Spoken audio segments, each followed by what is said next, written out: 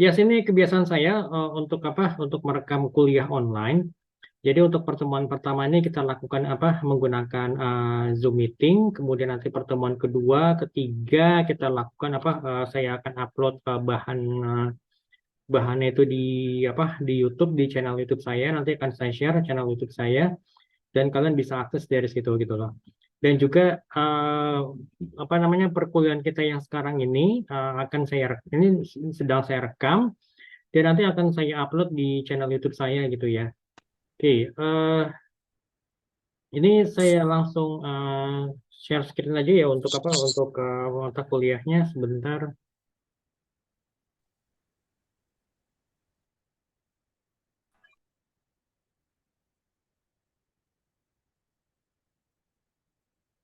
Oke, sebentar ini saya share screen ya. Here we go.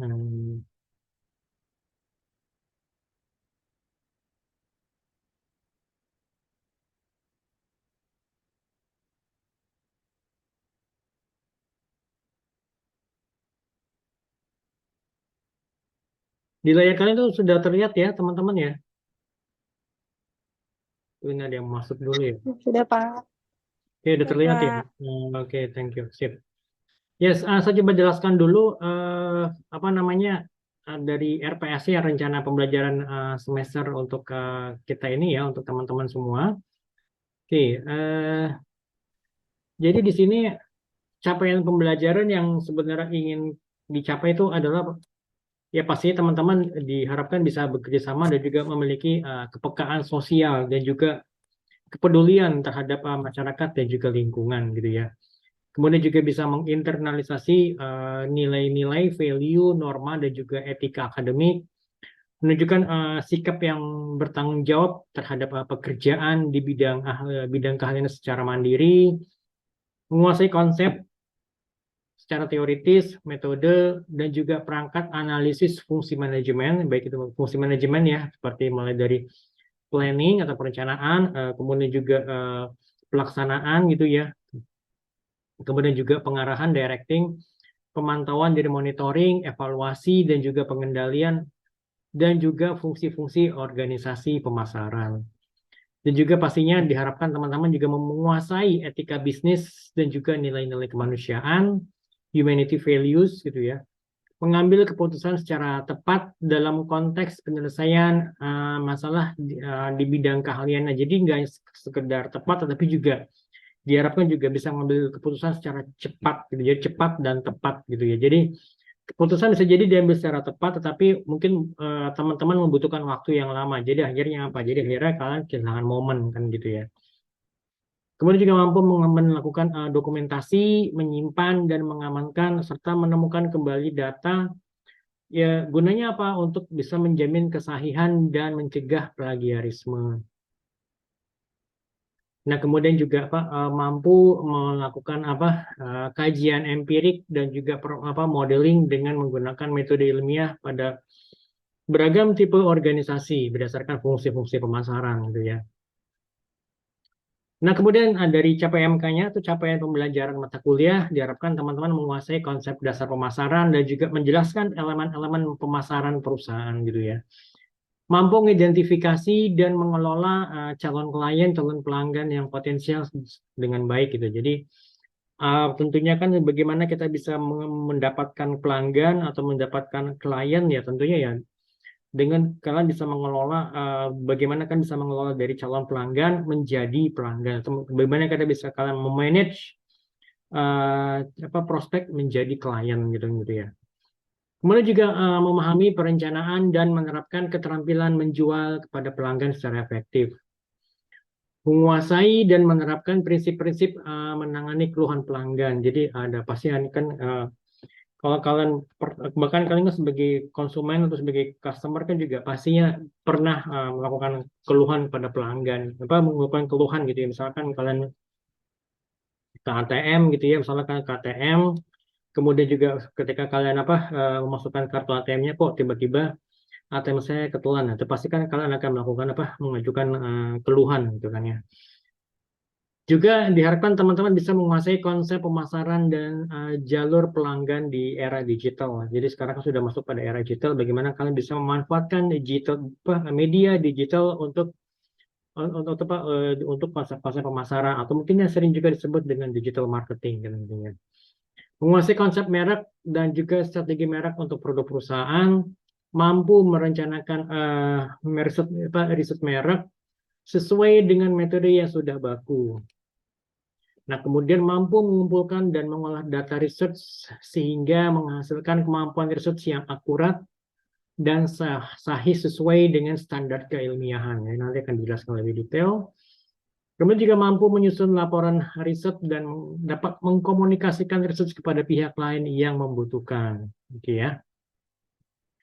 Nah, saya coba jelaskan sedikit apa sih deskripsi singkat untuk mata kuliah manajemen pemasaran.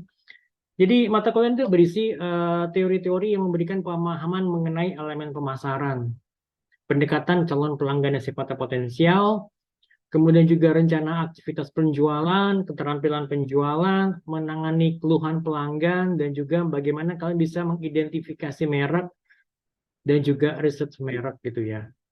Nah, ini ada beberapa bahan-bahan kajian materinya, itu dimulai dari elemen dari strategi pemasaran, mengelola hubungan pelanggan, kemudian merencanakan dan keterampilan menjual, menangani keluhan pelanggan, pemasaran dan jalur pelanggan baru di era digital, merek dan strategi merek gitu ya, kemudian juga research merek, menyusun laporan dan presentasi hasil riset gitu. Nah, ini ada beberapa referensinya, nanti akan saya share ke teman-teman, kalian bisa lihat. Salah satu itu sudah saya share kemarin di grup ya, untuk yang apa namanya yang lupa saya tuh ya, di grup itu sudah saya share itu yang untuk apa marketing 4.0 ya. Itu kan tuh sudah saya share, nanti kalian bisa coba lihat referensi di situ gitu loh. Oke, sampai sini ada yang tanyakan mungkin teman-teman, silakan terkait mengenai ini baru pendahuluan dulu ya. Sebentar, ada beberapa yang mau masuk. Silakan kalau ada yang menanyakan. Jadi nanti juga diharapkan teman-teman juga bisa membuat kelompok gitu ya. Jadi ini kan ada kelas gabungan. Jadi misalnya untuk yang kelas yang di Ciputat kalian membuat kelompok. Nanti yang kelas di Kalimalang juga membuat kelompok gitu ya. Oke. Ada yang menanyakan mungkin teman-teman untuk sampai saat ini? Nggak ada ya. Kalau enggak, ini saya coba langsung masuk kepada penjelasan yang lebih detail lagi. Sebentar nih saya sembari membuat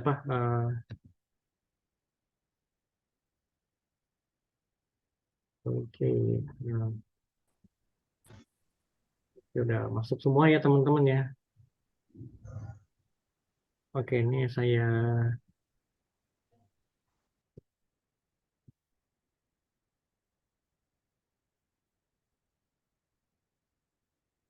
sebentar sembari saya bikin bukti.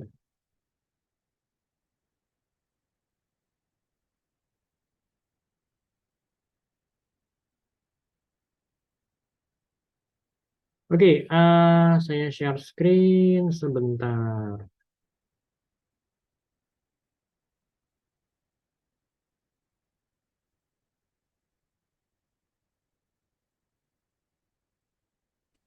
Oke, kalau tadi kita bicara RPS, sekarang saya masuk kepada ini.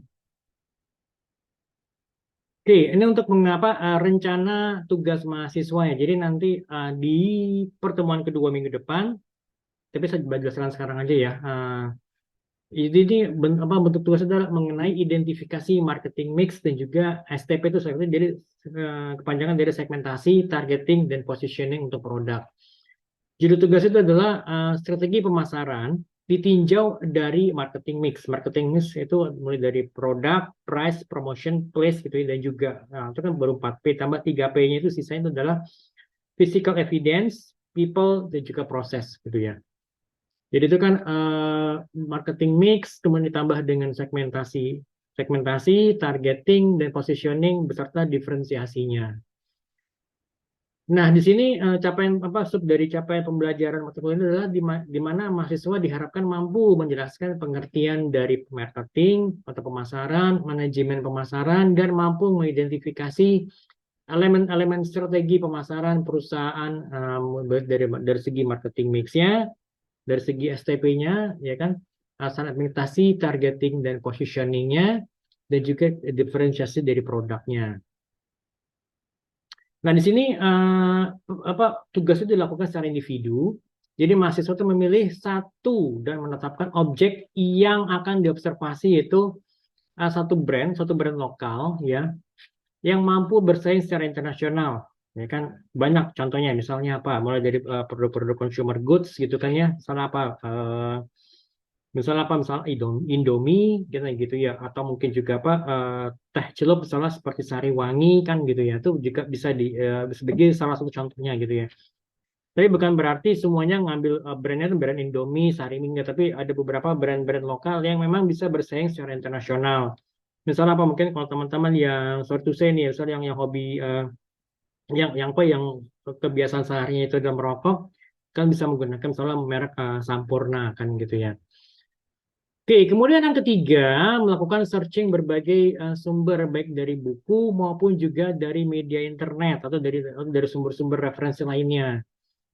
Kan diminta untuk mengurai 7P, jadi mulai dari produk, price, promotion, place, physical evidence, people, dan juga proses dari masing-masing produk. Jadi urean dari 7P-nya itu untuk misalnya apa? Untuk produk Indomie, kemudian misalnya urean 7P itu misalnya untuk produk apa? Untuk produk Supermie, urean 7P itu apa? Untuk produk tadi apa misalnya Sampurna Merah, Emalt gitu kan ya. Itu kalian jabarkan. Nah, kemudian juga mencari data-data mengenai segmentasinya bagaimana, targetingnya bagaimana, positioningnya seperti apa, dan juga diferensiasinya. Jadi yang dimaksud dengan diferensi itu apa nanti akan saya jelaskan lebih detail. Tapi intinya lebih kepada apa sih yang membedakan antara Indomie dengan produk-produk pesaing lainnya. Apa sih yang membedakan antara misalnya apa teh Sariwangi, teh celup Sariwangi dengan produk-produk teh celup lainnya. Apa sih yang membedakan antara Sampurna Emalt yang merah ini dengan produk-produk pesaing lainnya kan gitu ya. Nah, kemudian teman-teman diminta untuk membuat laporan dengan uraian dan tampilan secara sistematis. Sehingga apa? Sehingga dapat menjelaskan bagaimana elemen strategi pemasaran ini dilihat dari marketing mix-nya. Ya, dari yang 7P tadi, dan juga apa namanya, sebentar yang masuk. Dan juga dari segmentasinya, targeting, positioning, dan diferensiasi dari merek produk yang kalian observasi ini gitu loh. Ini nanti akan saya jelaskan lebih detail lagi. Sorry, saya akan saya share di grup ini untuk apa? Untuk Korean tugas seperti ini. Nah, kemudian bagaimana formatnya, format laporannya, gitu kan? Format laporannya seperti ini. Jadi ya ada apa? Ada judulnya, gitu kan ya? Pakai soft cover aja, judul, logo, identitas mahasiswa, identitas fakultas, dan juga prodinya. Berarti kan kalau fakultasnya fakultas ekonomi dan bisnis, prodinya adalah manajemen kan gitu ya. Form keaslian dari karya kalian, kemudian ada kata pengantar, daftar isi, kemudian bab satu ini pendahuluan, latar belakang, masalah, dan tujuan tugasnya. Bab 2-nya itu adalah pembahasan mengenai apa uraian 7P, kemudian uraian segmentasi, targeting, positioning, dan diferensiasi kan gitu ya. Nah, kemudian bab 3 ini adalah penutupnya, apa jadi berisi apa dari kesimpulan dan juga daftar pustaka. Nah, ini laporan ditulis di kertas A4, ya kan. Jadi ukuran kertas A4, kemudian ukuran fontnya itu adalah 12, kemudian jenis fontnya adalah Times New Roman dengan spasinya 1,5. Ini kalian bisa baca ukuran margin kiri, margin kanan, atas bawah ya. Ini tugas dikumpulkan di pertemuan keempat. Ya kan dengan mengupload tugas di Google Drive dan juga linknya diupload di field tugas My Best. Jadi kalian nggak perlu submit secara fisik, tapi cukup diupload di Google Drive. Nanti linknya kalian share di field tugas My Best gitu ya.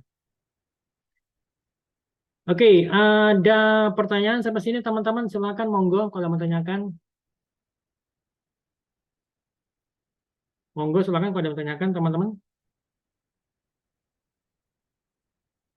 Kalau nggak ada, nanti saya lanjut saja. Nanti kan teman-teman juga bisa ditanyakan apa lewat grup atau juga japri ke saya gitu ya teman-teman ya. Oke, nanti untuk yang RPS dan juga RTM ini akan saya share. Itu saya coba jelaskan dulu untuk apa? Untuk tugas untuk pertemuan keduanya ya. Nanti jika ada lagi pertemuan keempat kan ini saya coba share lagi.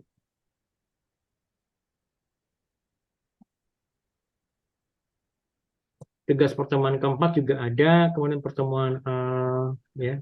Ini untuk surat pernyataan keaslian tugasnya ya. Jadi ini kalian isi kemudian nanti juga Pak ini untuk format penilaian daripada tugasnya.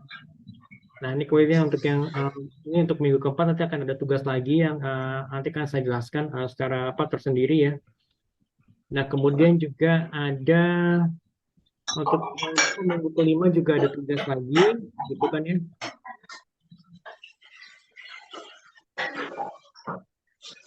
Oke, jelas teman-teman? Ada yang mau tanyakan mungkin silakan.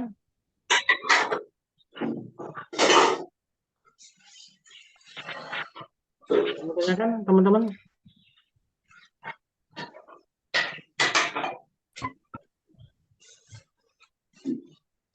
Kalau enggak, selanjutnya lagi ya kepada bahan kuliah kita ya.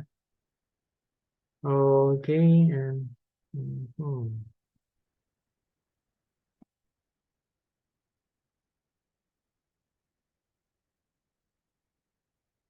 Ya, nanti kalau ada yang bertanyakan langsung boleh ya, langsung saya di interrupt, oke nggak masalah.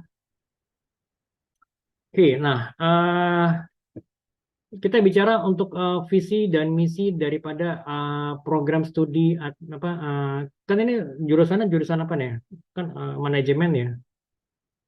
Tapi saya coba jelaskan secara sekilas dulu nih. Sebentar. Visi dan misi program studi administrasi bisnis paling tidak ini kalian bisa lihat ya seperti ini. Nanti kalian bisa baca. Saya coba jelaskan sekilas saja. Visi itu adalah untuk apa? Menjadi program studi yang menghasilkan lulusan yang berkualitas, berkarakter, juga beretika di bidang administrasi bisnis melalui penguasaan teknologi informasi. Misinya apa?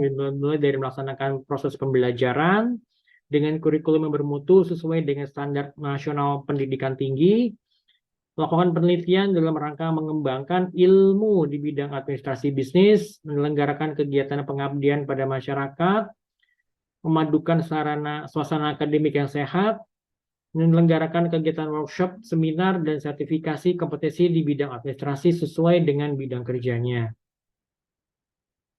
Nah, kemudian profil lulusan daripada program studi administrasi bisnis ini, yaitu ya untuk materi ajar dan tugas terstruktur, serta tugas mandiri yang diberikan kepada mahasiswa harus berkaitan dengan paling tidak minimal satu profil lulusan, baik itu sebagai Executive Administrative Assistant, sebagai Office Administration, atau Office Administratif, atau sebagai Marketing Officer, atau sebagai Marketer, maupun juga sebagai seorang wirausaha, kan gitu ya. Oke, nah ini seminarnya, saya nggak tahu kalau untuk jurusan FEB, apa manajemen itu ada nggak seminar? Tapi nanti kan saya coba cek lagi aja gitu. Saya coba konfirmasi gitu kan. Oke, ya tadi untuk yang penjelasan RPS dan RTM sudah gitu kan ya, manajemen pemasaran itu mata kuliah yang 3 SKS bobotnya. Pertemuan ini dilakukan selama 16 minggu, jadi ada 16 kali pertemuan termasuk UTS dan UAS gitu kan ya.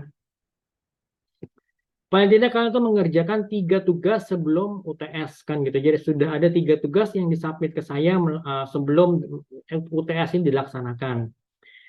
Nah, pertemuan ke-7 diadakan review materi dan juga evaluasi tugas.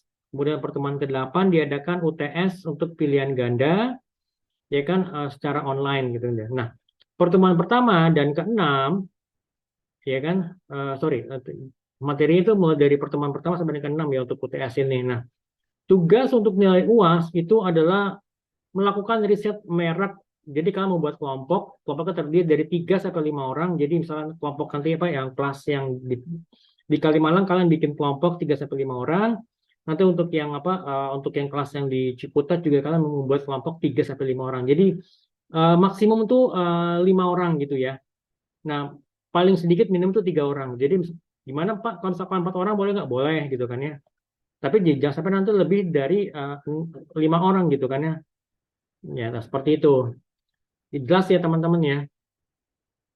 Atau bisa juga disesuaikan dengan banyaknya mahasiswa dalam satu kelas. Misalkan kelasnya itu misalnya ternyata kalau misalnya dibagi ternyata paling tidak satu kelas itu, satu kelompok itu harus minimum itu misalnya 6 orang atau mungkin antara antara 3 sampai 6 orang gitu kan juga itu diperbolehkan gitu ya. Nah, kemudian bagaimana pengumpulannya? Pengumpulan itu apa dikerjakan itu mulai dari pertemuan ke-10 sampai dengan 14. Nah, ini laporan tugas UAS itu dikumpulkan dan dipresentasikan di pertemuan ke-14 dan pertemuan 15 gitu ya. Oke, ini tadi itu semua sudah saya jelaskan capaian pembelajaran itu ya CPMK-nya.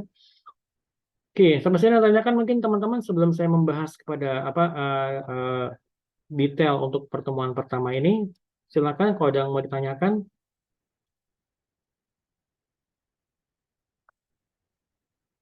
Oke, kita sekarang masuk kepada pertemuan pertama. So, bagaimana kalian bisa, teman-teman bisa mengidentifikasi elemen pemasaran perusahaan kan gitu ya. Nah, tapi sebelumnya kita coba melihat kepada apa itu definisi dari pemasaran atau definisi dari marketing. Nah, kalau menurut apa American Marketing Association itu yang dia dalam bukunya apa karangan Kotler dan Keller dijelaskan bahwa pengertian atau definisi pemasaran itu adalah suatu fungsi organisasi. Jadi organisasi memiliki fungsi dan juga terdapat serangkaian proses untuk menciptakan, mengkomunikasikan dan memberikan nilai kepada pelanggan dan juga untuk mengelola hubungan pelanggan dengan cara yang menguntungkan organisasi dan juga para pemangku kepentingannya atau dalam bahasa bahasa Inggrisnya itu ada bahasa keren itu adalah stakeholder.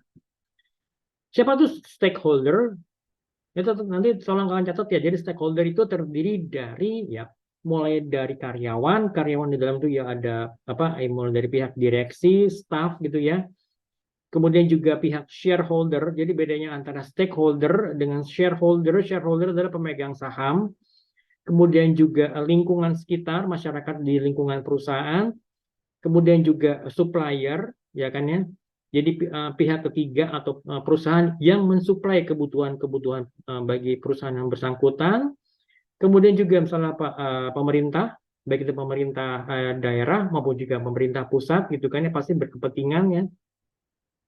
Ya mulai misalnya apa? Misalnya seperti kantor pajak atau mungkin juga dinas-dinas ke Pak, dinas-dinas atau dinas misalnya dinas tata kota atau mungkin juga karena dia misalnya perusahaan apa perusahaan tambang jadi misalnya ya terkait juga dengan apa dinas lingkungan hidup gitu atau mungkin juga terkait dengan peraturan-peraturan yang terkait dengan apa pertambangan nah, seperti itu gitu loh.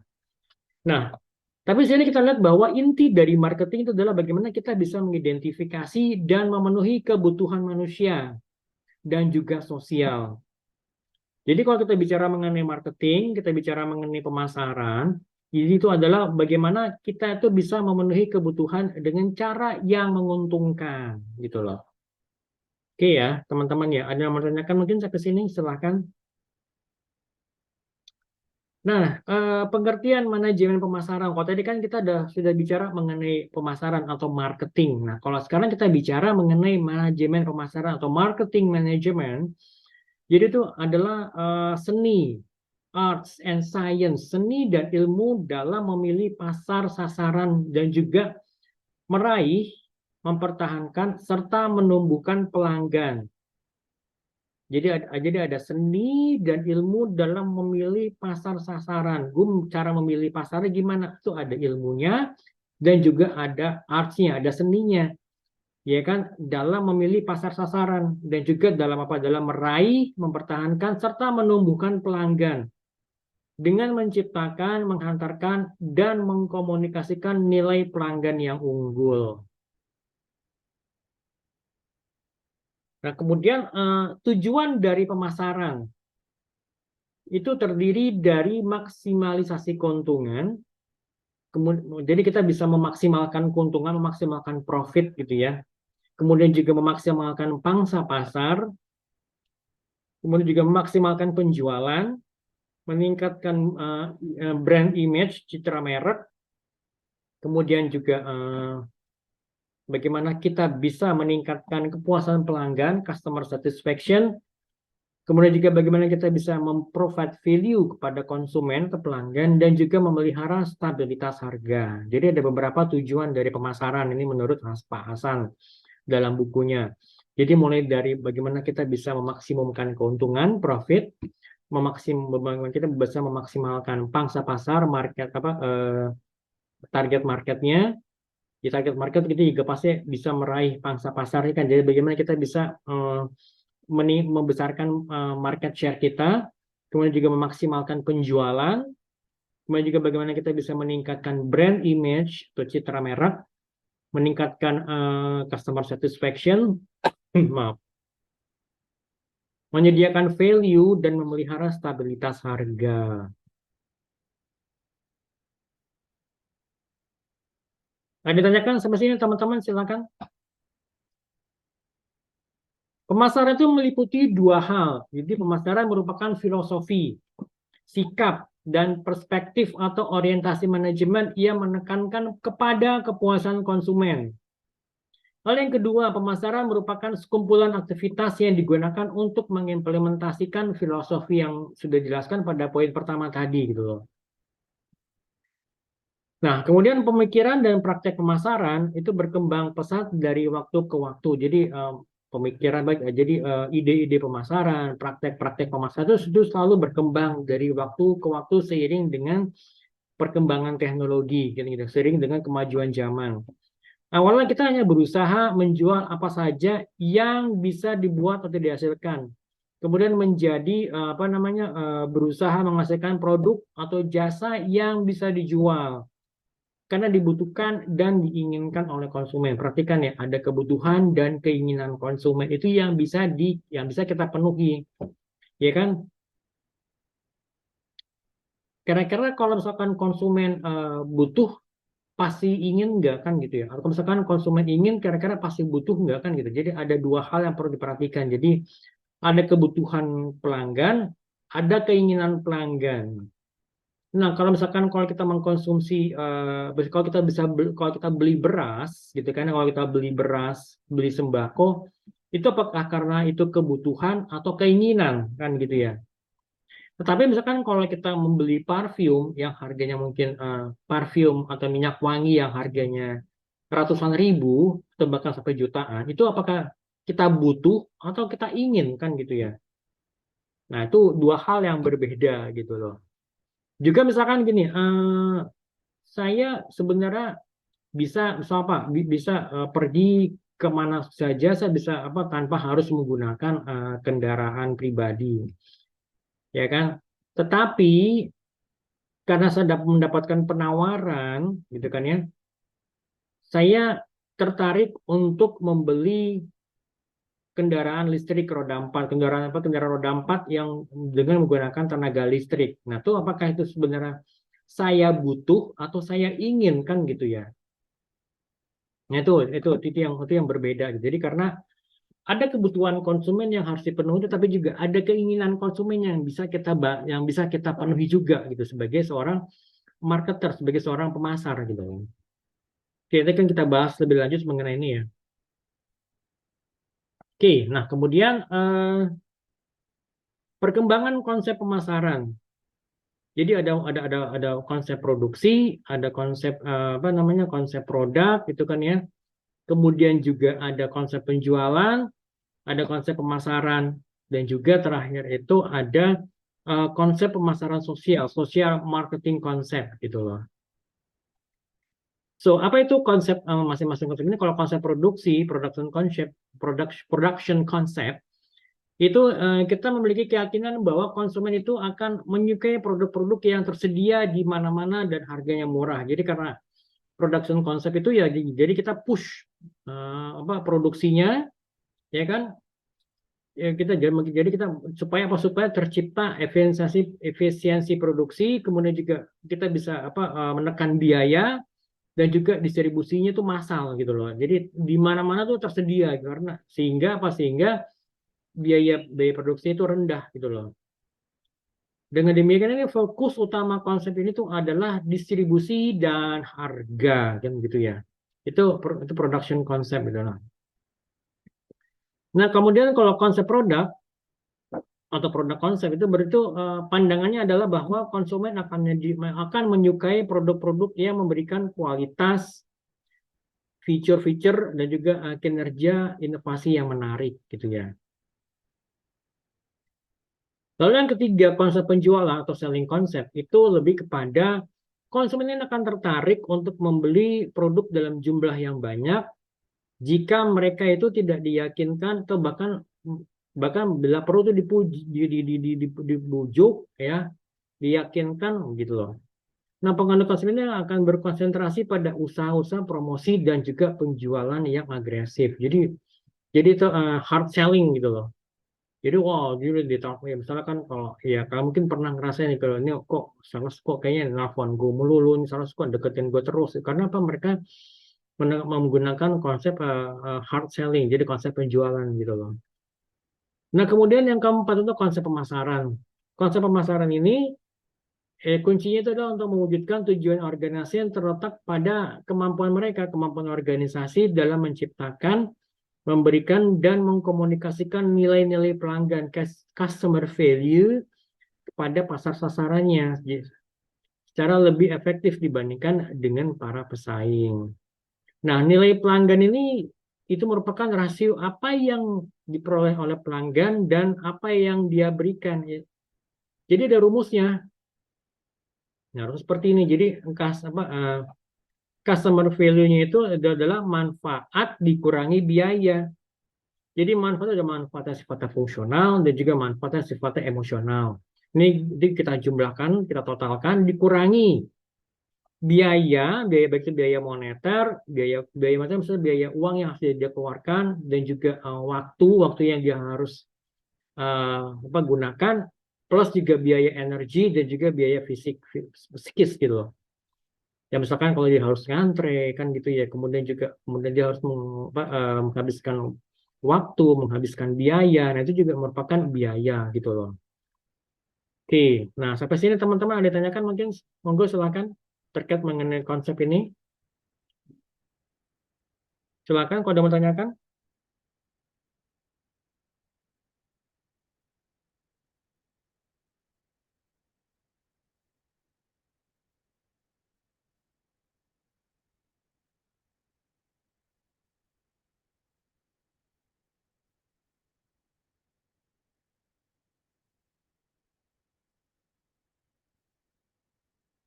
Oke, ini kita ini break dulu ya teman-teman ya, karena ini kan saya menggunakan fasilitas Zoom yang gratis, jadi nanti kita break dulu 5 menit.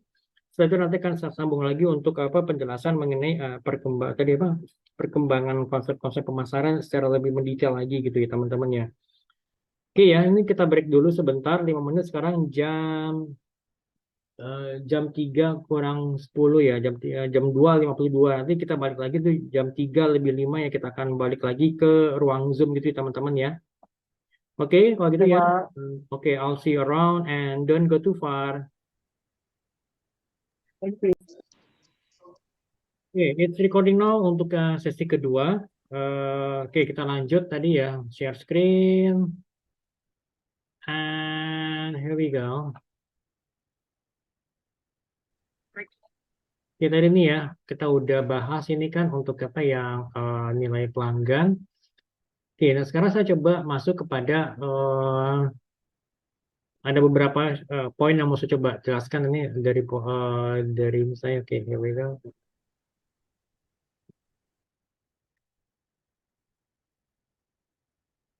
Yes, di layar kalian sudah bisa lihat ya, ini untuk yang pemenangnya PowerPoint saya.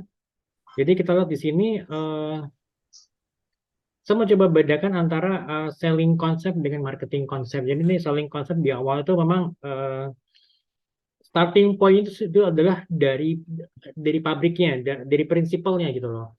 di mana fokus itu pada kita membuat kita membuat produk itu yang sebanyak mungkin gitu kan ya. Nah, bagaimana kita bisa menjualnya itu ya dengan cara apa? Dengan cara apa? Dengan cara bagaimana kita bisa mendapatkan profit yang tinggi, keuntungan yang besar. Jadi caranya apa? Dengan melakukan penjualan, selling, hard selling dan juga promosi gitu kan ya. Nah, di ujungnya ini di akhirnya kita bisa mendapatkan profit melalui apa? Melalui volume penjualan. Jadi makanya penjualan itu harus digenjot gitu loh.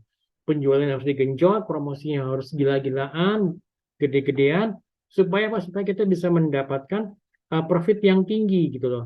Nah, ini akan berbeda kalau kita lihat misalnya pada apa namanya? Pada untuk yang marketing konsep di bawah ini. Marketing konsep itu starting point itu pada target marketnya, jadi pada target pasarnya. Siapa sih menjadi target pasar gue? Kalau di sini kan di starting pointnya dari pihak factory, dari pihak prinsipalnya, dia nggak peduli siapa yang akan menjadi target pasar saya. Yang penting adalah fokus itu pada kita membuat produk yang sebanyak mungkin. Karena apa? Karena nanti akan kita jual sebanyak-banyaknya gitu kan ya. Dengan cara apa? Dengan cara hard selling, promosi gede-gedean. Karena at the end di ujungnya sini adalah karena apa? Profit itu adalah dari volume penjualan gitu loh. Nah, sedangkan kalau di sini di marketing konsep itu fokus itu adalah pada kebutuhan konsumen, customer needs-nya. Jadi kita cari tahu dulu nih apa sih yang dibutuhkan oleh konsumen gitu loh. Needs-nya apa sih gitu loh. Nah, apa namanya medianya apa yang kita gunakan dengan cara apa? Dengan cara integrated marketing gitu loh.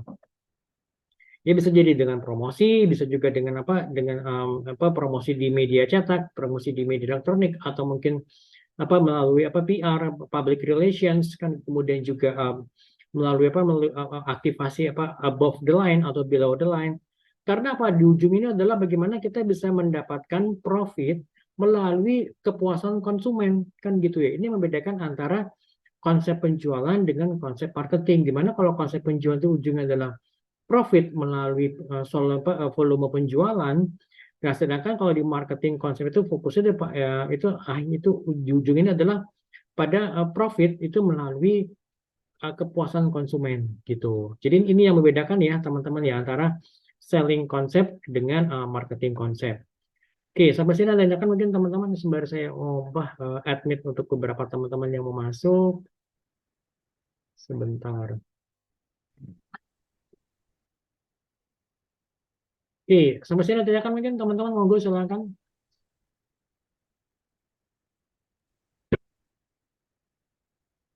Belum ada berapa yang masuk. Oke, ini udah sip. Yes, kita balik lagi kepada tadi ya slide-nya ya. Sebentar, slide. Oke, ini udah konsep pemasaran, ini kan udah. Kemudian kita lihat entitas apa saja sih yang ditawarkan pada marketing ini gitu loh. Jadi entitas itu bisa jadi berupa barang atau jasa atau mungkin juga barang dan jasa sampai kepada ide gitu loh. Nah, kita lihat misalnya barang. Barang misalnya ya berarti barang-barang fisik yang merupakan bagian terbesar dari usaha produksi dan pemasaran. Contohnya masalah pakai produk makanan, minuman, pakaian, mobil, bahkan juga sebenarnya mobil ini kan ya atau mobil atau kendaraan roda dua itu pasti kan ya kalian kita tuh jualan barang berikut dengan jasanya kan gitu kan. Ya misalnya kalian tertarik untuk membeli kendaraan apa misalnya Toyota Kijang Innova, pasti kan kalian tertarik karena mulai dari nama besar Toyotanya, berikut juga dengan dukungan after sales service-nya alias jasa yang diberikan oleh Toyota kepada para pengguna Toyotanya ini kepada konsumennya ketika misalnya ingin melakukan misalnya servis pergantian oli, penggantian spare part gitu ya. Demikian juga dengan elektronik, misalkan membeli AC gitu kan ya, karena lagi musim panas ya pasti kalian akan memperhatikan juga after sales service ya. Bagaimana nanti kalau misalkan after sales service ini, karena kalau misalkan nanti kalau bagaimana juga dengan garansinya, itu kan berarti kita bicara mengenai jasa kan gitu ya.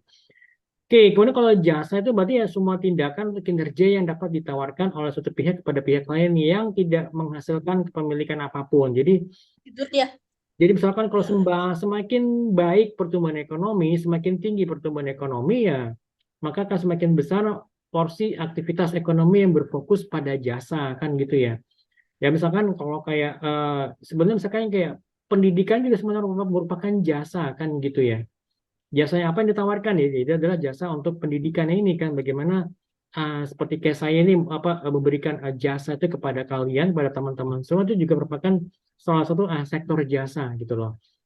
Lalu yang ketiga juga jangan lupa acara, event gitu loh.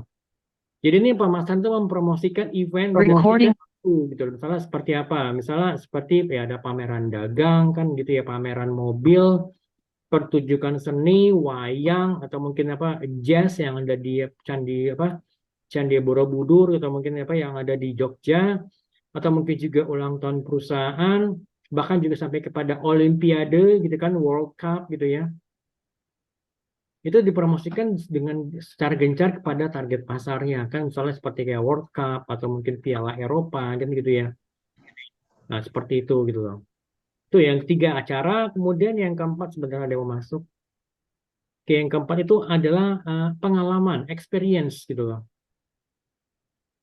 Jadi ini perusahaan bisa juga menciptakan ataupun memamerkan juga memasarkan pengalaman, experience. Apa experience itu? Jadi misalkan gini, kayak misalkan saya menjual jasa pariwisata untuk apa? Untuk kunjungan ke Labuan Bajo, gitu kan ya. Nah, berarti yang saya jual sebenarnya apa? Berarti experience pada turis, ya kan pada baik itu mungkin turis apa wisatawan lokal maupun mancanegara mengenai pengalaman mereka ketika mereka berkunjung ke Labuan Bajo, misalnya apa untuk melihat sunset yang ada di pinggir pantai kan gitu ya, atau mungkin misalnya seperti misalnya bagaimana mereka melihat apa merasakan berinteraksi dengan penduduk lokal yang ada di Labuan Bajo. Nah seperti itu merupakan pengalaman, experience yang saya tawarkan kepada wisatawan gitu loh. Nah kemudian yang kelima, ini mungkin juga yang lagi bakal yang lagi apa trend ya, apa seperti yang lagi mulai dibutuhkan. Jadi bagaimana kita bisa memasarkan orang, terutama misalkan seperti apa ya, seperti kayak apa calon anggota apa legislatif gitu ya, akan duduk di Senayan maupun juga duduk di apa di DPRD daerah kan gitu ya. Jadi bagaimana kita bisa memasarkan orang-orang ini merupakan juga hal yang penting misalnya ya selebriti kan gitu ya misalkan bagaimana kalau kalian misalnya lihat salah seperti bintang sepak bola misalnya seperti David Beckham kan gitu ya kemudian juga para politikus atau mungkin juga bintang film yang terjun ke dunia politik kan seperti itu kan nah terus seperti misalnya ada beberapa artis yang mereka tuh hijrah ke dunia politiknya itu juga kita bisa lakukan konsep marketingnya gitu loh. Bagaimana kita bisa membangun personal brandingnya kan gitu ya. Kemudian juga tempat. Nah ini tempat misalnya seperti kayak kota, misalnya seperti kayak Jakarta yang terkenal dengan apa kota kolaborasi atau mungkin juga ada beberapa daerah-daerah lainnya saya tunjuk apa sebagai daerah kunjungan pariwisata seperti kayak Bali itu juga merupakan tempat ya atau mungkin bahkan juga negara kita ya sebenarnya negara kita kan juga bersaing dengan sesama negara anggota ASEAN lainnya di mana kita bersaing supaya apa supaya untuk bisa menarik wisatawan datang lebih banyak lagi ke Indonesia kan gitu ya. Nah ini kalau pemasaran tepat merupakan pemasaran yang apa yang perancangan suatu tempat untuk memuaskan kebutuhan target pasar. Misalkan kita bagaimana kita bisa menggait apa namanya wisatawan dari Australia yang supaya mereka lebih banyak berkunjung lagi ke Indonesia kan bagaimana mereka lebih banyak lagi dan lebih sering lagi berkunjung ke Indonesia misalnya baik itu ke Bali atau mungkin emang ke daerah-daerah tujuan wisata lainnya seperti mungkin Labuan Bajo atau mungkin ke Sumatera Utara ke Danau Toba atau mungkin mana ke Jogja atau tempat-tempat wisata lainnya gitu kan ya. Oke, nah itu tempat kemudian properti. Nah, bagaimana dengan properti? Nah, kalau properti ini adalah kan hak kepemilikan yang tidak berwujud terhadap apa properti yang sebenarnya seperti real estate atau properti financial seperti saham, obligasi. Nah, properti ini ditawarkan atau juga dibeli dan juga pertukarannya membutuhkan pasti pemasaran. Bagaimana misalkan kalian bisa memasarkan apartemen misalnya yang ada di pinggir pantai atau mungkin bagaimana kan bisa memasarkan apa apa namanya tanah yang misalnya ada di pinggiran kota Jakarta yang nantinya misalnya 5 tahun ke depan akan apa ya akan menjadi salah satu kota bisnis atau mungkin kota satelit kan gitu ya. Nah, kemudian juga organisasi. Nah, bagaimana dengan organisasi? Nah, organisasi ini juga berarti organisasi ini berarti dia secara efektif bekerja untuk membangun citra yang kuat, membangun apa baik itu supaya apa supaya disukai dan juga organisasi ini terlihat unik di benak publiknya, ya kan? Jadi misalnya juga banyak organisasi nirlaba yang menggunakan pemasaran untuk bisa meningkatkan citra publik mereka dan juga bersaing untuk mendapatkan simpati halayak. Misalnya seperti apa? Misalnya seperti apa? Organisasi apa? Misalnya seperti PBB kan gitu ya, atau mungkin juga organisasi yang lain, misalnya organisasi-organisasi yang ada di bawah PBB, misalnya FAO, Federation of Agriculture Organization kan gitu. Sorry, Food and Agriculture Organization atau mungkin WHO, World Health Organization kan gitu ya. Lalu yang ke-9 informasi. Informasi itu apa yang dihasilkan dan distribusikan baik itu misalnya oleh buku, sekolah, atau mungkin juga university dengan harga tertentu ya kepada calon mahasiswa, kepada orang tua siswa kan seperti itu juga. Kemudian juga 10 ide. Jadi ini penawaran pasar itu mengandung atau ada konten, ide atau gagasan dasar. Nah, jadi perusahaan kosmetik yang berasal dari Inggris, The Body Shop, menunjukkan kepada kita semua, pada target marketnya, bahwa ide bahwa semua produk Body Shop itu dibuat dengan spirit untuk bisa menghargai dunia, gitu kan, untuk bisa menghargai lingkungan sekitar, gitu kan ya, dan komitmen untuk melakukan perdagangan yang sifatnya fair. Jadi jadi mereka itu tidak menggunakan tenaga kerja anak-anak yang berada di bawah umur. Mereka juga bisa memanfaatkan produk-produk local wisdom seperti itu gitu loh. Oke, sampai sini yang tanyakan mungkin teman-teman silakan. Silakan kalau bertanyakan. Oke, saya lanjut lagi ya teman-teman ya. Oke nih. And kemudian bagaimana kita bisa mengidentifikasi elemen pemasaran perusahaan kan? Jadi nanti akan ada di pertemuan kedua dan juga pertemuan berikutnya ya.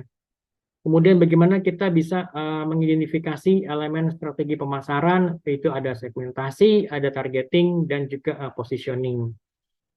Nah, kemudian kita di sini adalah segmentasi pasar.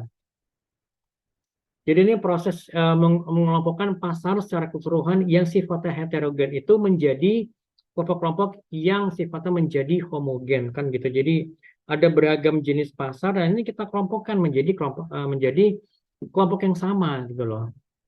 Jadi supaya apa? Supaya kita bisa fokus untuk melayani pasar tertentu gitu kan ya. Misalnya di wilayah misalkan tadinya nih kalau kita melihat pasar itu adalah pasar masyarakat di seluruh wilayah Indonesia. Nah, ini kita bagi nih menjadi misalnya pasar itu misalnya di kota-kota besar kan gitu. Jadi berarti kita hanya fokus melayani masyarakat yang tinggal di kota-kota besar, misalnya seperti Jakarta, Bandung, Surabaya, kemudian Makassar, Medan, Denpasar, kemudian juga misalnya di beberapa kota-kota yang lain, misalnya seperti Jogja, Semarang, nah seperti itu. Atau mungkin misalnya dari secara keseluruhan misalnya pasar masyarakat Indonesia kita bagi misalnya masyarakat jadi pasar yang ada di wilayah Indonesia bagian timur. Berarti ini kan kita nih melihatnya kepada melihatnya kepada wilayah Indonesia bagian barat. Berarti ini kan melihatnya kepada geografi kan. Tadi misalnya kita membagi pasar menurut yang tinggal di kota-kota besar maupun jika yang tinggal di wilayah Indonesia bagian barat gitu ya. Oke, silakan Nuning, ada yang mau tanyakan mungkin? Iya, Nuning,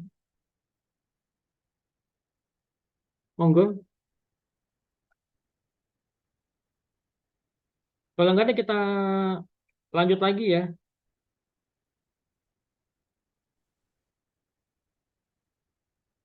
Sebentar.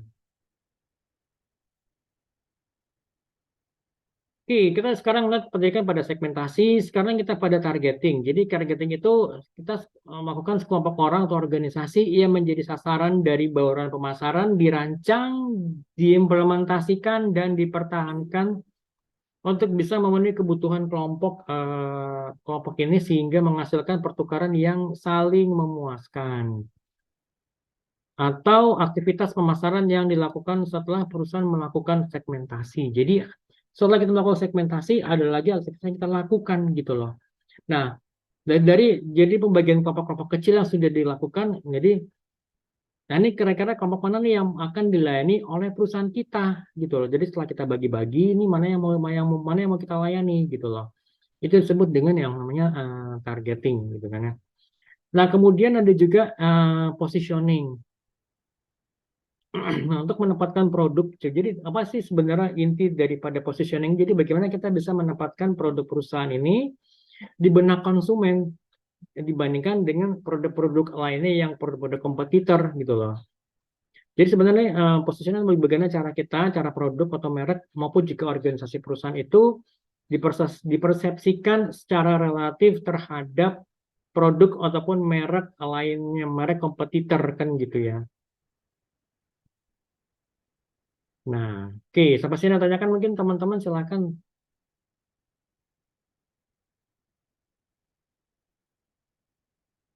Oke, sekarang kita lihat gini, apa sih tujuan dari segmentasi perusahaan ini atau segmentasi pasar? Tujuannya itu adalah kita bagaimana kita bisa apa namanya kita bisa memanfaatkan atau memaksimumkan sumber daya yang dimiliki oleh perusahaan untuk melayani pasar tertentu ini. Jadi karena pasar ini beragam, jadi kita harus fokus yang kita melayani pasar yang mana sehingga kita bisa bisa apa bisa apa karena sumber daya perusahaan yang terbatas, kita bisa fokus pada segmen tertentu gitu loh. Nah, kemudian juga segmentasi pasarnya penting. Penting karena apa? Karena bisa membantu para pemasar untuk mendefinisikan kebutuhan dan keinginan konsumen secara tepat. Karena segmen-segmen pasarnya kan berbeda baik dalam ukuran maupun juga potensinya gitu kan ya. Sehingga pastinya juga kita bisa membagi para decision maker yang ada di perusahaan itu supaya kita bisa mengambil keputusan yang lebih akurat gitu. Dan juga ya supaya kita bisa lebih fokus untuk melayani pangsa pasar tersebut gitu loh. Jadi ini ada beberapa kriteria untuk sementasi yang berhasil, mulai dari jumlah yang cukup substansial, dapat diidentifikasi dan diukur. Jadi kita bisa melakukan identifikasi dan juga bisa mengukur apa namanya kemampuan dari pasar yang akan kita layani ini, dan juga kita bisa mengaksesnya. Jadi accessibility itu ada, dan juga daya apa namanya daya tanggapnya itu juga cepat gitu kan ya. Nah, ada beberapa dasar-dasar untuk melakukan segmentasi pasar, mulai dari segmentasi geografis tadi seperti saya kasih contoh di awal, misalnya kota-kota besar yang ada di Indonesia, ya kan, mulai misalnya dari Jakarta, Bandung, Surabaya, gitu kan, Medan, apa Bengkulu, Lampung, terus kemudian juga apa di apa Denpasar, kemudian juga Makassar, gitu kan, yang kemudian juga di Kalimantan ada Banjarmasin, Palangkaraya, nah seperti itu. Jadi kita hanya khusus melayani pasar-pasar apa masyarakat yang tinggal di kota-kota besar. Atau juga bisa jadi mungkin kita melayani masyarakat yang tinggal di wilayah Indonesia bagian barat, misalnya dari Pulau Sumatera, Jawa, gitu kan. Fokus Pulau Sumatera dan Jawa dan juga Bali kan gitu ya. Nah, kemudian juga segmentasi demografis. Jadi kita hanya fokus misalnya pada apa? Misalnya pada usia tertentu atau mungkin jenis kelamin perempuan saja, misalnya seperti kayak Rexona. Itu Rexona kan itu ada Rexona yang memang buat cewek dan Rexona for men. Berarti kalau Rexona for men berarti kan segmentasinya itu demografis hanya melayani apa namanya apa namanya pangsa pasar laki-laki kan gitu ya. Kemudian juga misalnya seperti apa susu almond itu kan memang fokusnya pada segmentasi kan demografis itu pada laki-laki kan, laki-laki yang usia-usia muda, ya kan, usia-usia misalnya ya mulai dari usia 20-an sampai sekitar mungkin 40 something gitu kan ya. Kemudian juga untuk latar belakang etnis, kemudian juga situs hidup keluarga dan juga sosial, kelas sosial. Nah, kemudian ada lagi segmentasi psikografis. Jadi ini kepribadian, motivasi, gaya hidup yang merupakan kombinasi dari geodemografis. Jadi apa? Dari faktor geografi dan demografis. Kemudian juga segmen itu kan jadi digabungin nih gitu kayak apa? Dari ketiga yang dari geodemografi, segmen geografi, demografi dan gaya hidup gitu loh. Kemudian juga segmentasi ini berdasarkan pencarian manfaat. Jadi ini kita jadi ini kita berfokus pada manfaat yang dicari oleh konsumen terhadap produk yang kita jual. Oke, ada juga sini untuk target segmennya. Jadi ini penentuan target segmen, target pasar itu ya ada beberapa yang perlu diperhatikan mulai dari pangsa pasar yang besar dan juga kemarin ini marketnya itu grow gitu loh. Jadi misalkan gini, kalau misalkan pasar pasar besar, tetapi sayangnya itu misalnya pertumbuhannya itu dia minus, misalkan gini, misalnya nilai pasar itu dalam misalnya 100 miliar, tetapi misalnya dalam 5 tahun ke depan dia pasar pasar itu akan apa akan menyusut gitu loh. Misalnya katakan menyusut menjadi misalnya berapa menjadi 60 miliar ya tadi ya 100 miliar menjadi 60 miliar. Berarti kan sayang banget, berarti kan kemampuan dari marketnya itu target itu berarti berkurang kan gitu ya.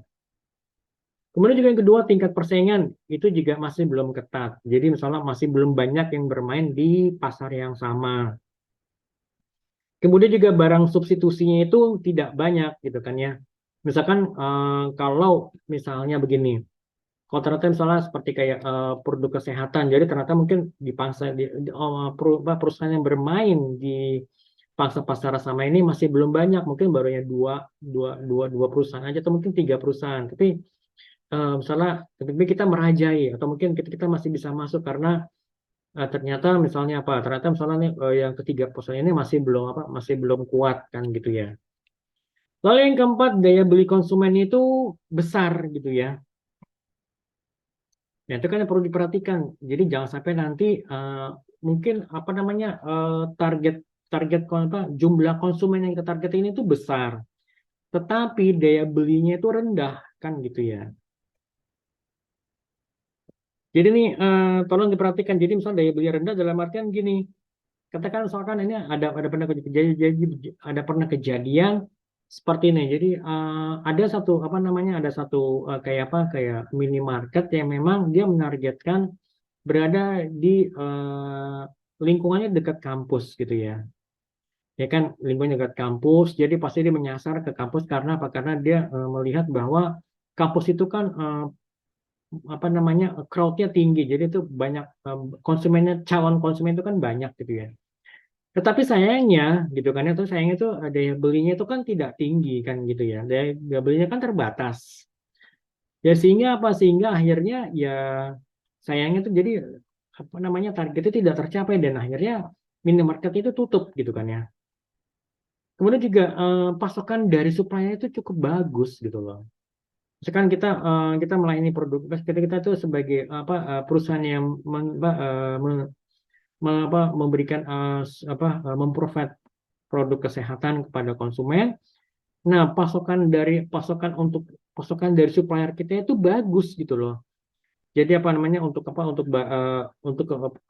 barang-barangnya yang barang-barang bahan-bahan baku yang kita butuhkan itu bagus sehingga pasokan kepada konsumen kita tuh lancar gitu loh. Dan pasti juga didukung oleh kemampuan perusahaan baik dari segi apa namanya ya dari segi apa namanya ya baik dari segi finansialnya gitu kan ya baik dari segi aset-aset perusahaannya gitu kan itu yang perlu diperhatikan juga gitu. Oke, sampai sini ada ditanyakan mungkin teman-teman monggo silahkan.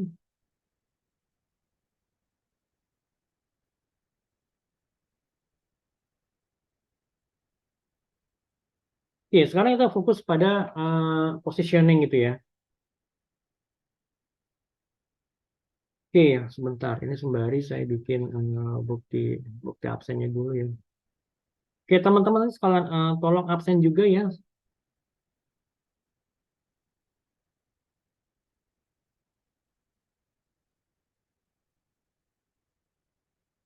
Oke, kalau tadi kan udah jelaskan positioning itu berarti apa yang kita lakukan pada benak konsumen kan. Jadi kita bagaimana kita bisa merubah apa namanya bayangan konsumen terhadap produk kita. Jadi itu yang kita lakukan dengan positioning gitu loh. Jadi kriteria untuk menentukan positioning kalau menurut Pak Hermawan Kartajaya, yang pertama adalah dari sisi konsumen.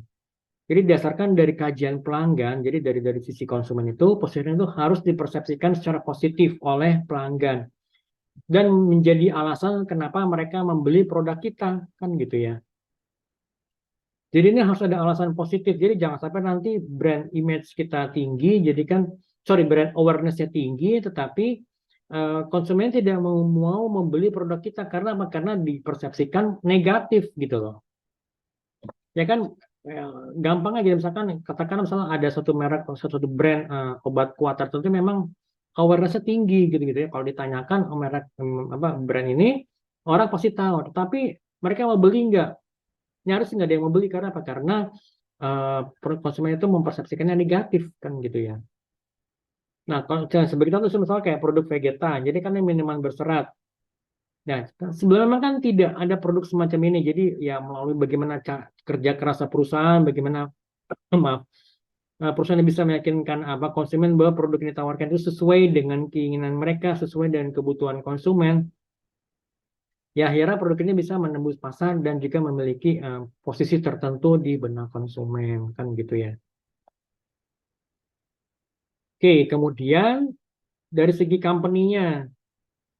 Jadi ini didasarkan dari kajian pada kemampuan, capability, dan juga kekuatan internal perusahaan company. Maka position itu harus mencerminkan kekuatan dan keunggulan kompetitif perusahaan. Jadi jangan sampai terjadi bahwa perusahaan merumuskan positioningnya, tetapi sayangnya tidak mampu memenuhi janjinya gitu loh. Ya udah akhirnya ya kredibilitas perusahaan pasti akan hancur kan gitu ya. Oke, kemudian juga dari segi kompetisi. Jadi ini berdasarkan kajian dari kondisi persaingan, maka position itu harus bersifat unik gitu kan ya. Jadi sehingga itu jadi dengan mudah tuh konsumen bisa mendiferensiasikan produk kita dibandingkan produk-produk kompetitor lainnya.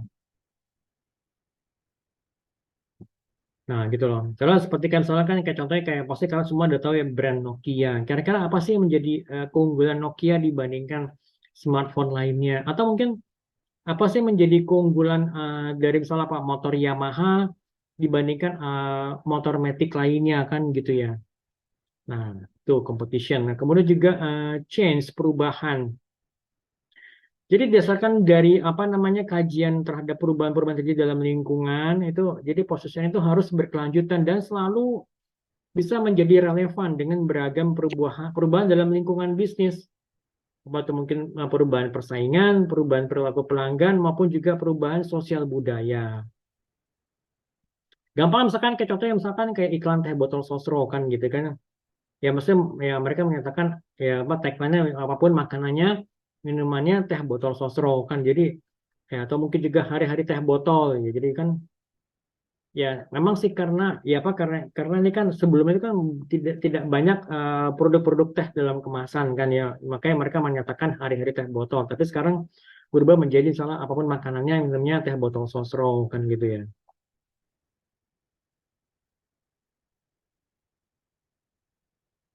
Oke, sampai sini tanyakan, ada yang mau tanyakan mungkin teman-teman monggo silakan mau ditanyakan.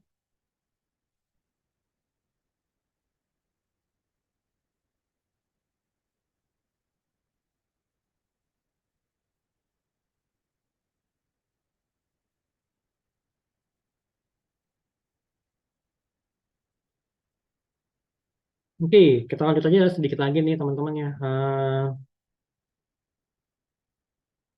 Jadi ada beberapa strategi positioning mulai dari atribut positioning, benefit positioning, user atau application positioning gitu kan ya.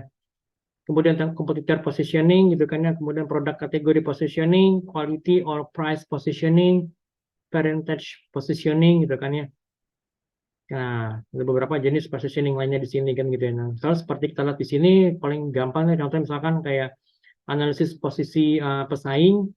Jadi misalkan kita lihat di sini beberapa kendaraan-kendaraan yang dipersepsikan oleh konsumen sebagai apa kendaraan dengan harga yang tinggi. Kemudian konsumen juga mempersepsikan lihat ke atas ini ya, yang segmen apa? Yang garis atas ini, yang vertikal ini kan high price dan juga high quality. Berarti di sini kita lihat di sini yang di bagian sebelah kanan ini berarti lebih kepada produk yang dipersepsikan memiliki harga yang tinggi dan kualitas yang tinggi juga. Kan gitu ya, misalnya ada sini Mercedes-Benz, kemudian juga ada yang paling adalah Mercedes-Benz ini, Mercedes-Benz itu dipersepsikan sebagai produk yang memiliki kualitas yang tinggi dan juga harga yang tinggi kan gitu ya. Nah, kemudian juga ada beberapa yang misalnya seperti di sini Audi. Memang Audi itu dipersepsikan itu produk yang memang di bawah dari Mercedes-Benz, baik dari segi kualitas maupun juga harga kan gitu ya. Tunggu sebentar.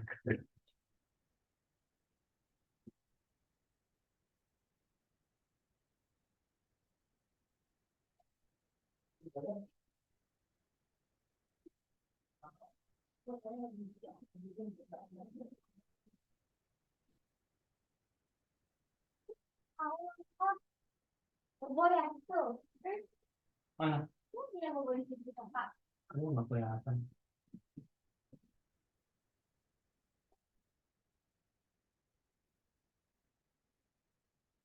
Oke, jelas ya teman-teman ya. Oke, ini kita nih masih ada lagi waktu sekitar 5 menit. Oke, saya lanjutkan lagi di sini. Oke, kalau kita lihat di sini kan kuadran yang pertama ini kuadran yang kanan atas dan kuadran kanan bawah. Nah, di kuadran kanan bawah ini dipersepsikan sebagai ya, semakin ke bawah ini semakin semakin apa semakin rendah harganya dan ke kanan ini semakin tinggi harganya. Nah, kita lihat sini di kuadran kedua ini. Jadi ini untuk yang high quality dan low price itu ada beberapa brand, misalnya seperti kayak Honda, kemudian Ford dan juga Toyota. Nah, setelah di sini berarti kan Toyota ini berarti dipersepsikan sebagai produk yang memiliki apa harga yang rendah dan juga kualitasnya itu memang agak agak rendah, jadi tidak tidak apa namanya menengah lah.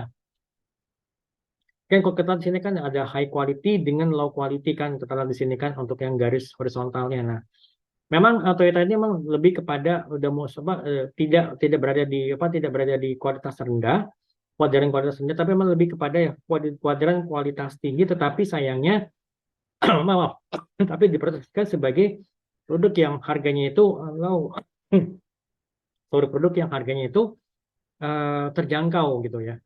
Nah, kemudian juga misalnya beberapa yang lain, misalnya seperti yang di kuadran sebelah kiri ini, yang apa low price dan low quality. Misalnya apa? Ada Volkswagen, ada Citroen gitu kan ya, ada Renault, juga ada Kia Motors. Jadi Kia Motors ini dipersepsikan sebagai produk yang memang harganya itu rendah, tetapi sayangnya itu dia dipersepsikan memiliki kualitas yang rendah oleh konsumen. Kan gitu ya bacanya ya. Oke, sampai sini ada oke, sampai sini ada yang mau tanyakan mungkin teman-teman monggo silakan. Sebelum saya akhiri untuk pertemuan sesi pertama ini, silakan dari teman-teman. Dan juga jangan lupa ya untuk apa absen nanti teman-teman ya absen untuk yang apa untuk yang pertemuan pertama kali ini ya.